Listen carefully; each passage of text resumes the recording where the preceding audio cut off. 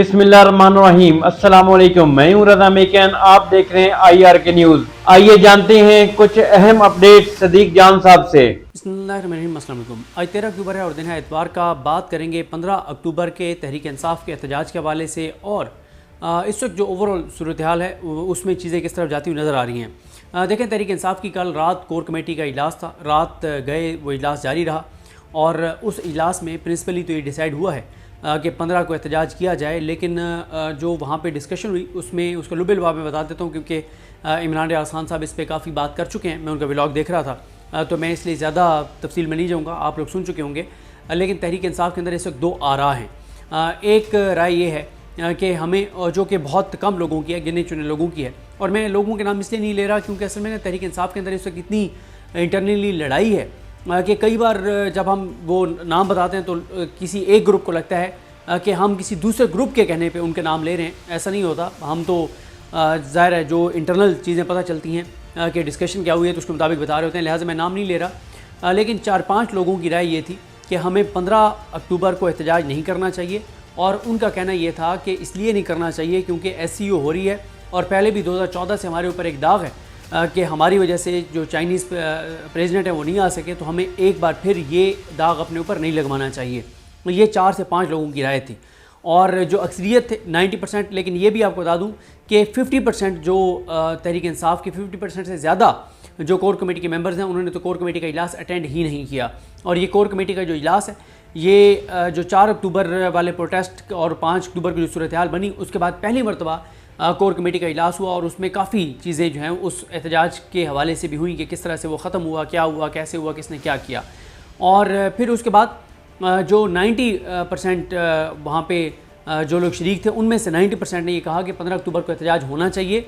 लेकिन आगे की कोई हिकमत अमली तय नहीं हुई कि अगर होना है 15 अक्टूबर को एहतजाज तो कैसे होगा, कहाँ से शुरू होगा, इस चीज़ के ऊपर कोई बात नहीं हुई।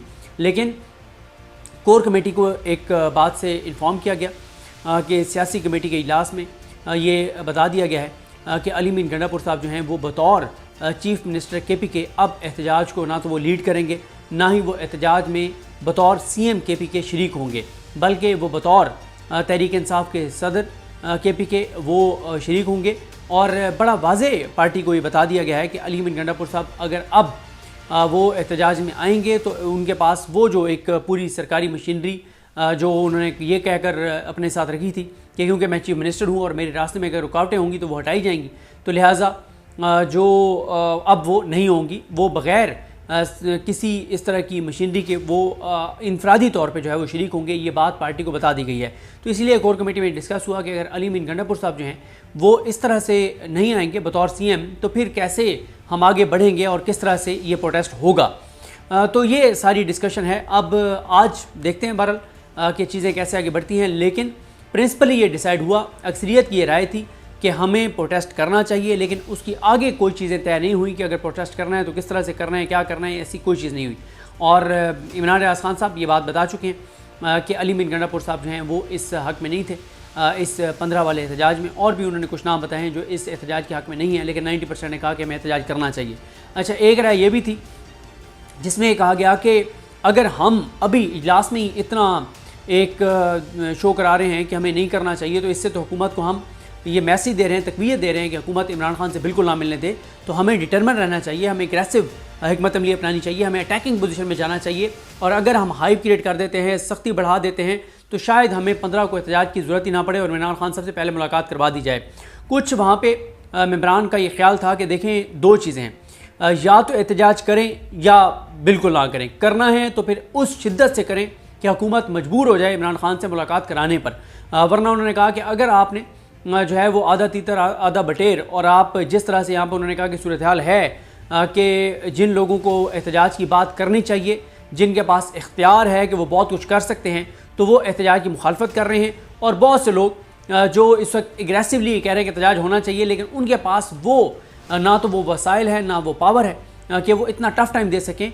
तो उन्होंने कहा कि अगर हमने ये फीका एहतजाज किया और हम इस एहतजाज में नाकाम हो गए, तो फिर ये बात जहन में रखें कि 9 मई से ज़्यादा हमारे ऊपर सख्ती आएंगी। तो लिहाजा तय कर लें कि एहतजाज करना है या नहीं करना। और वहाँ पर यह भी बात हुई तहरीक इंसाफ के, और ज़ाहिर है तहरीक इंसाफ की कोर कमेटी के एक मेंबर ने नाम लिए बगैर उन्होंने एक तरह से अटैक किया मुराद सईद को। उन्होंने कहा कि अगर कोई ये कहता है कि एहतजाज करो तो फिर वो घर में ना बैठे, वो छुप के ना बैठे, फिर उसको सामने आना चाहिए। तो लेकिन मुराद सईद का आपको पता ही है कि उनके हवाले से इमरान खान साहब की इंस्ट्रक्शंस हैं कि वो किसी सूरत में मुराद सईद साहब जो हैं वो इमरान खान साहब की मंजूरी के बगैर सामने ना आएँ। तो लेकिन उनके हवाले से नाम लिए बगैर ये कहा गया, क्योंकि आपको पता है कि बहुत ज़्यादा दबाव बढ़ा जब मुराद सईद साहब ने ये ट्वीट्स किए, तो उस वजह से बहुत ज़्यादा दबाव बढ़ा। तो ये है सूरत हाल। बाकी जहाँ तक मामला है आइनी तरमीम का, आइनी तरमीम के ऊपर दिन रात 24 घंटे कोशिश है और SCO पे इतनी तवज्जो नहीं है जितनी आइनी तरमीम करवाने पे तवज्जो है। और पूरा निज़ाम इस वक्त जो है वो आइनी तरमीम काजी फाइज हिस्सा के लिए करवाने के ऊपर डटा हुआ है, लगा हुआ है। और उसमें जो अभी तक नंबर गेम पूरा नहीं है, लेकिन अब इतलात हैं कि तहरीक इंसाफ के, क्योंकि दूसरा नाम पता नहीं चल रहा, लेकिन हुकूमत ये बता रही है कि दो सेनेटर्स तहरीक इंसाफ के सरेंडर कर चुके हैं। एक तो सैफुल्लाह अबड़ो साहब का नाम आया है, दूसरा सेनेटर का नहीं पता कि कौन सेनेटर है तहरीक इंसाफ से जिसने सरेंडर कर दिया है। और हुकूमत के लिए ज़्यादा परेशानी सेनेट में बनी हुई है। और ये भी इतलात हैं कि तहरीक इंसाफ ने अपने जिन सेनेटर्स को पाकिस्तान से बाहर भेज दिया था, उनमें से कुछ सेनेटर्स पाकिस्तान आ चुके हैं और तहरीक इंसाफ को और पार्टी को बताए बगैर आए हैं। अब वो क्यों आए हैं, किसके कहने पे आए हैं, कैसे आए हैं, इस हवाले से ज़ाहिर है हो सकता है पार्टी के पास इंफॉर्मेशन हो, लेकिन वो इन्फॉर्मेशन बाहर नहीं आई। अब ज़रा मैं मौजूदा हालात के ऊपर कुछ चीज़ें जो राय है उनकी अयाज़ अमीर साहब की, बड़ी खूबसूरत अंदाज़ में उन्होंने अपनी राय का इजहार किया है। वो राय उनकी क्या है वो मैं आपके सामने रखता हूँ। और बड़ी उन्होंने ज़बरदस्त बातें की हैं। एक सच्चा पाकिस्तानी जो अपने जज्बात का इजहार कर रहा है वो मैं आपके सामने रखता हूँ। अयाज़ अमीर साहब कहते हैं कि अगर तकदीर के फ़ैसले हों तो उनसे क्या लड़ना, लेकिन अपना हाल देखें तो बेशतर वार अपने ऊपर हमने खुद किए हैं। वो बिल्कुल ठीक कह रहे हैं कि अगर तकदीर का लिखा कुछ हो जाए, कोई अल्लाह की तरफ से कोई इम्तिहान आ जाए, तो फिर तो उस पर कुछ नहीं कह सकते आप। लेकिन जो खुद आपने अपने ऊपर वार किया हो, अपने साथ खुद किया हो, तो फिर क्या कहा जा सकता है। वो कहते हैं कि माजी की बातों का क्या दोहराना, दोहरा के थक चुके हैं। लेकिन जो शोरिश खैबर पख्तूनख्वा में भड़क रही है, इस पर तो नज़र दौड़ाएँ। आज इतनी बड़ी तहरीक बन चुकी है जिसका जिरगा जमरूद में इकट्ठा हुआ, लेकिन इस शोरिश नुमा सूरत हाल का आगाज़ कहाँ से हुआ था। याद है उस नौजवान का नाम नकीबुल्लाह महसूद, जो कराची में एक जाली इनकाउंटर में कत्ल हुआ था। वहाँ से ये आग भड़कना शुरू हुई।